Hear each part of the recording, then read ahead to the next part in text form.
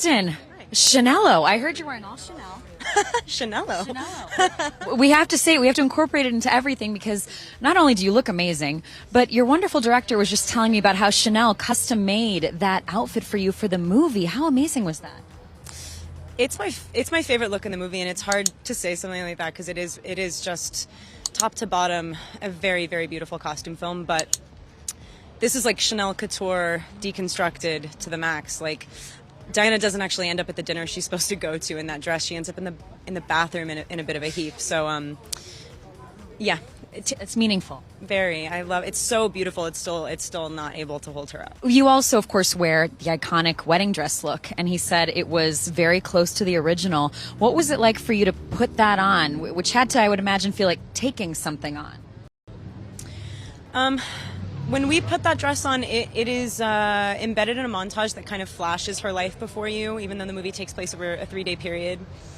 And so even though I play her as a, speculatively 29, 30-year-old person, we still wanted to kind of give a taste of the scope of her life, kind of touch on every part, even if it was in a kind of lyrical dance. And the wedding dress is embedded in that montage, and putting that on was a spooky day.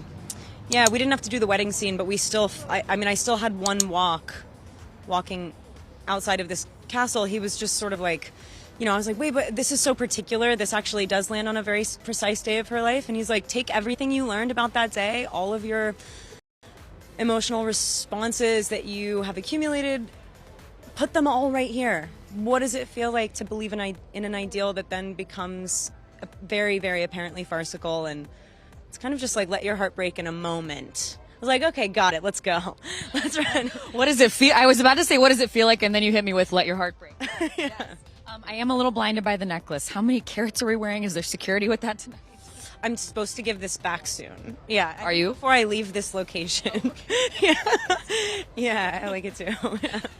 Also wanted to ask about the diner scene. She walks in, and there's this moment of she's recognized. Everyone's staring at her.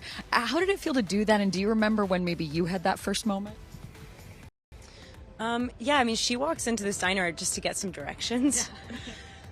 And also, it's a little bit silly. You would imagine there's an absurdist kind of nature to that scene because you're like, dude, you are Princess Diana. You just walked into a fish and chip shop. Like, clearly, people are going to have this reaction. But I think she's kind of entering an experience that she has such a reticence to go back to the house for Christmas that she'll just go anywhere else. It's like when you're late for an appointment. You're like, I'm 20 minutes late. I can't find my keys. It's like, can you not find your keys, or do you not want to go to that appointment?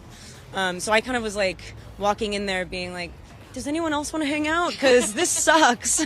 The royal family might see this, members of it. They've watched The Crown. What do you hope they take away from it, if anything? If they want to spend their time indulging their own curiosities about ours, I would say that we led with love, and the only reason we made this movie is because that person that we will never be able to know is somebody that influenced us intimately, and we're still talking about her. I think the very literal legacy that she left behind in her boys are, for me, as somebody who attempted to dream about her and her life and imagine what her life must have felt like in a way that is not even remotely an authority. This is too personal. Being somebody that played Diana, she would be so proud. All I would say is, like, we led with love and curiosity and professed to know nothing. Yeah. We're literally just sort of admirers. Congrats on the Oscars buzz. Thank you.